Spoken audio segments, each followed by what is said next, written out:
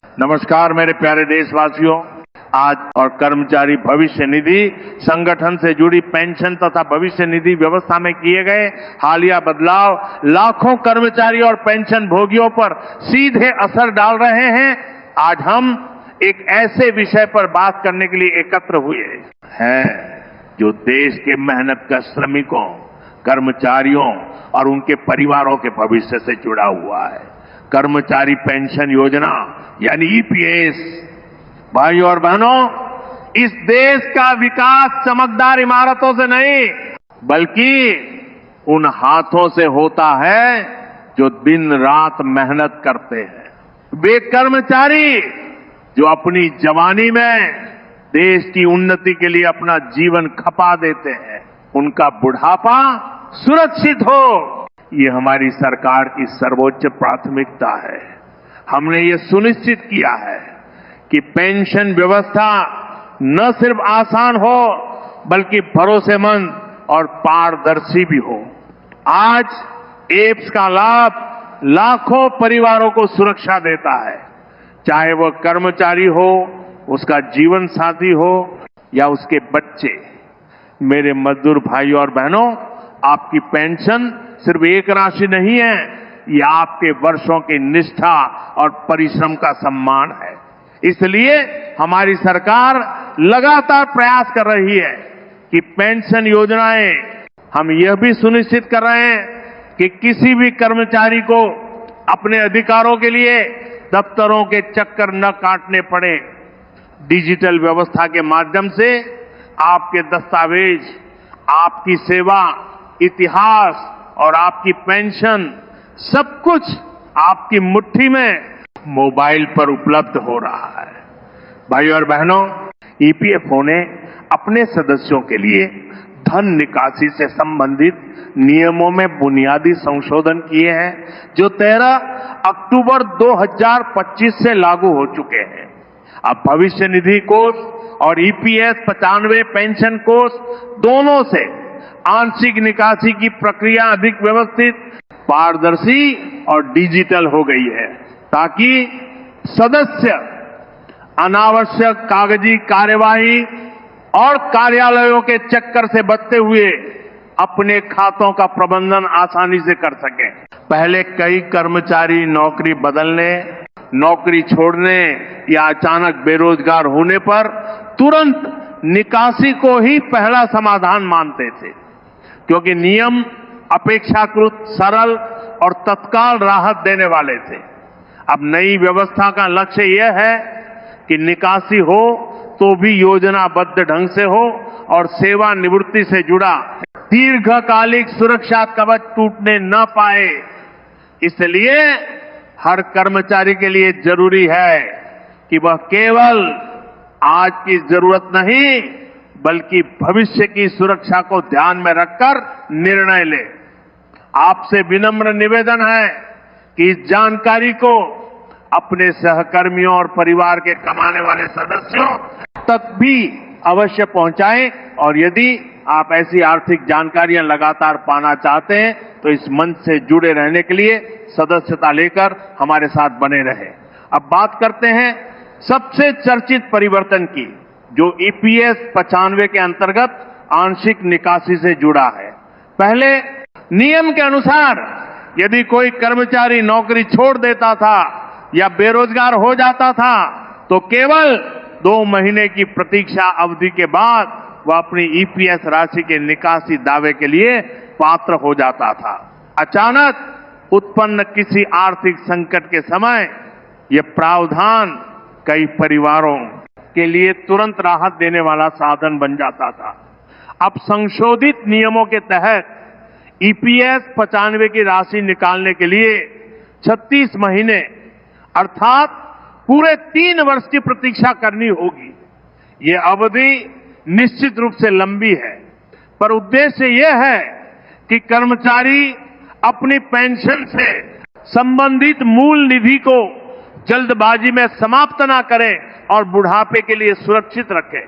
स्वाभाविक है कि इतनी लंबी प्रतीक्षा अवधि अनेक कर्मचारियों के लिए चुनौतीपूर्ण हो सकती है, विशेषकर उन लोगों के लिए जिन पर गृह, बच्चों की पढ़ाई और अन्य जिम्मेदारियों का भार अधिक है। इसलिए अब पहले से भी अधिक आवश्यक हो गया है कि हर परिवार अपने लिए अलग आपातकालीन निधि बनाए, स्वास्थ्य बीमा को प्राथमिकता दे और ईपीएस निधि को अंतिम सुरक्षा झाल की तरह ही देखें। आप सभी दर्शकों से अनुरोध है कि इस बदलाव को गंभीरता से लें, हिसास अपनी वित्तीय योजना में इसे शामिल करें और जो साथी पहली बार ऐसे विस्तृत विश्लेषण के माध्यम से जानकारी प्राप्त कर रहे हैं, वे आगे भी समय समय पर उपयोगी जानकारी पाने के लिए सदस्यता अवश्य लें, ताकि कोई महत्वपूर्ण बात उनसे ना छूटे। पेंशन भुगतान प्रणाली में भी एक बड़ा डिजिटल परिवर्तन किया गया है। ईपीएफओ ने ईपीएस पेंशन भोगियों के लिए केंद्रीयकृत पेंशन भुगतान प्रणाली अर्थात सीपीपीएस लागू कर दी है।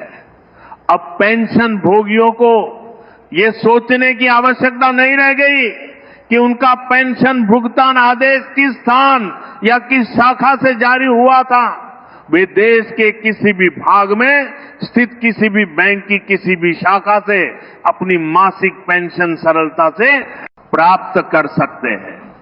ये व्यवस्था विशेष रूप से उनके लिए लाभकारी है जो अपने मूल निवास स्थान से दूर किसी अन्य शहर या राज्य में रह रहे हैं और जिन्हें पहले केवल पेंशन से संबंधित कार्य के लिए लंबी यात्राएं करनी पड़ती थी। इस नई प्रणाली का सही लाभ पाने के लिए ये अनिवार्य है कि पेंशन भोगियों की जानकारी डिजिटल रूप से सही हो। बैंक खाता, आधार, मोबाइल नंबर और अन्य विवरण अद्यतन ना हो तो पेंशन भुगतान में रुकावट आ सकती है। यदि आपके आसपास कोई बुजुर्ग पेंशन भोगी है जो डिजिटल प्रक्रियाओं से परिचित नहीं है, तो कृपया उसके मार्गदर्शन की जिम्मेदारी स्वयं उठाएं और ये जानकारी आगे बढ़ाएं। ऐसे विषयों पर लगातार और भरोसेमंद जानकारी पाने के लिए वीडियो को लाइक कर अपना समर्थन अवश्य दिखाएं, तो अधिक से अधिक लोगों के साथ साझा करें।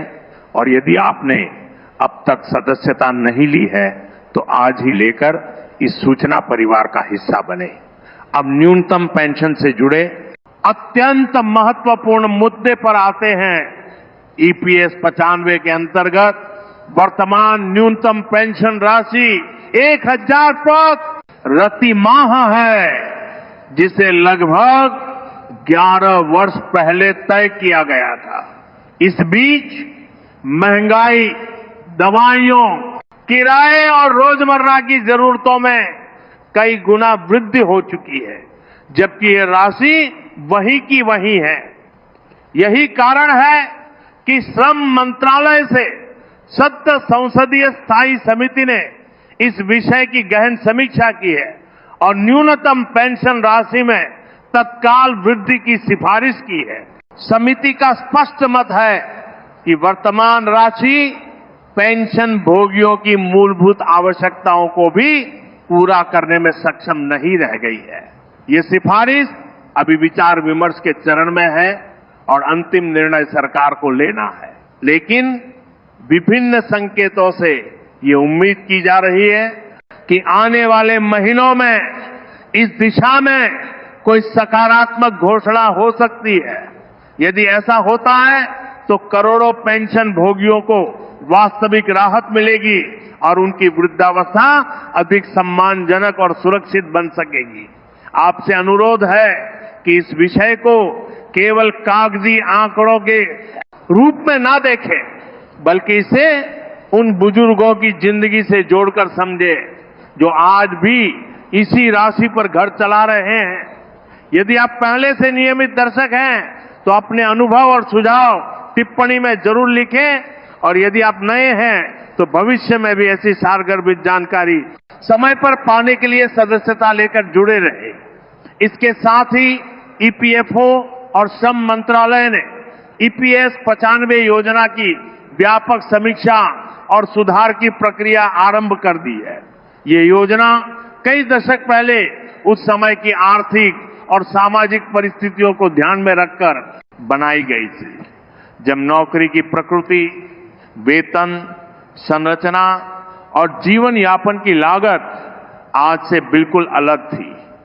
अब बदलते समय के अनुरूप पेंशन गणना के सूत्र, अनशन की दरें, न्यूनतम अधिकतम सीमा और पात्रता मानदंडों में संशोधन की आवश्यकता महसूस की जा रही है, ताकि आगामी वर्षों में सेवानिवृत्त होने वाले कर्मचारियों को केवल प्रतीकात्मक नहीं बल्कि पर्याप्त और सम्मानजनक पेंशन न मिल सके।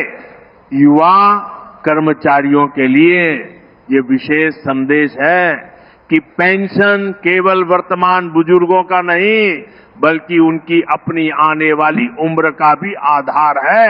इसीलिए अपने ईपीएफ और ईपीएस खातों की जानकारी समय समय पर जांचें। नाम, जन्मतिथि और अन्य विवरण सही है या नहीं इसकी पुष्टि करें और यदि कोई त्रुटि दिखे तो तुरंत सुधार कराएं। इस प्रकार की जानकारी को अपने सहकर्मियों और मित्रों तक पहुंचाना भी उतना ही महत्वपूर्ण है। इसलिए आपसे अनुरोध है कि वीडियो को साझा करें और जो साथी अभी तक सदस्य नहीं बने हैं वे आगे भी ऐसे मार्गदर्शन के लिए सदस्यता लेकर इस जागरूक समुदाय का हिस्सा बने। अब उच्च वेतन पर पेंशन के अधिकार की महत्वपूर्ण स्पष्टता पर आते हैं। हाल के न्यायिक निर्णयों के बाद ईपीएफओ ने साफ कर दिया है कि जिन कर्मचारियों ने अपने वास्तविक और अधिक वेतन के आधार पर ईपीएस खाते में अंशदान किया है और जिनका ये अतिरिक्त योगदान संगठन द्वारा स्वीकार किया जा चुका है, वे अब उच्च पेंशन के पात्र हैं। पहले एक निश्चित वेतन सीमा तक ही पेंशन गणना की जाती थी, चाहे वास्तविक वेतन उससे कहीं अधिक क्यों ना हो, जिसके कारण कई कर्मचारियों को अपेक्षाकृत कम पेंशन मिलती थी। नई स्पष्टता के बाद लंबे समय से संघर्ष कर रहे अनेक कर्मचारियों के लिए ये एक बड़ी राहत है। यदि आपने या आपके किसी परिजन ने उच्च वेतन पर योगदान किया है तो अपने दस्तावेजों और पेंशन रिकॉर्ड की सावधानी से जांच कर लें और आवश्यकता पड़ने पर विशेषज्ञ सलाह लेकर ये सुनिश्चित करें कि पेंशन की गणना वास्तविक अंशदान के अनुसार हो रही है नहीं। ऐसे व्यावहारिक और अधिकार संबंधी विषयों पर नियमित मार्गदर्शन पाने के लिए वीडियो को लाइक करें, अपने संगठन और कर्मचारियों के समूहों में साझा करें तथा सदस्यता लेकर जुड़े रहें ताकि आगे भी कोई महत्वपूर्ण बात छूट ना जाए। अब पंजाब राज्य के पेंशन भोगियों से जुड़ी एक महत्वपूर्ण पहल पर ध्यान देते हैं जिसकी गूंज पूरे देश में सुनाई दे रही है। पंजाब सरकार के वित्त विभाग के निर्देशानुसार जिला कोषागार अधिकारियों द्वारा पेंशन भोगियों की सुविधा के लिए विशेष पेंशन सेवा मेले आयोजित किए गए हैं। 14 और 15 नवंबर को जिला कोषागार कार्यालय परिसर में लगे इन शिविरों में पेंशनरों की केवाईसी प्रक्रिया को पूरा कराने पर मुख्य बल दिया गया और उन्हें एकीकृत पेंशन सेवा पोर्टल के महत्व और उपयोग के बारे में विस्तार से बताया गया। इस पोर्टल के माध्यम से पेंशन से जुड़ी लगभग सभी सेवाएं, आवेदन, विवरण संशोधन, शिकायत दर्ज करना, उसका निवारण और डिजिटल जीवन प्रमाण पत्र एक ही मंच पर उपलब्ध है। ई-केवाईसी को इस पूरी प्रणाली में अनिवार्य कदम बनाया गया है ताकि पेंशन भुगतान में किसी प्रकार की रुकावट न आए और लाभ सही व्यक्ति तक समय पर पहुंच सके। इन मिलों में विभिन्न बैंकों के अधिकारी भी मौजूद रहे जिन्होंने पेंशनरों के काम वहीं मौके पर ही निपटाने में सहयोग दिया। यदि आप पंजाब से हैं या आपके किसी परिचित का संबंध वहां से है तो उनसे अवश्य पूछें कि उनकी ई-केवाईसी और पोर्टल पंजीकरण की स्थिति क्या है और आवश्यकता हो तो उन्हें तुरंत ये प्रक्रिया पूरी करने के लिए प्रेरित करें। ऐसे उपयोगी सामाजिक प्रयासों की जानकारी अधिक से अधिक लोगों तक पहुंचाने के लिए वीडियो को साझा करना और सदस्यता लेकर जुड़े रहना ना भूलें, ताकि भविष्य में भी इसी प्रकार के शिविरों और सुविधाओं की खबर समय पर आप तक पहुंचती रहे। इसी के साथ एक और महत्वपूर्ण सूचना उन सभी साथियों के लिए है जो ईपीएस 95 से जुड़ी मांगों और समस्याओं पर सक्रिय रूप से आवाज उठा रहे हैं।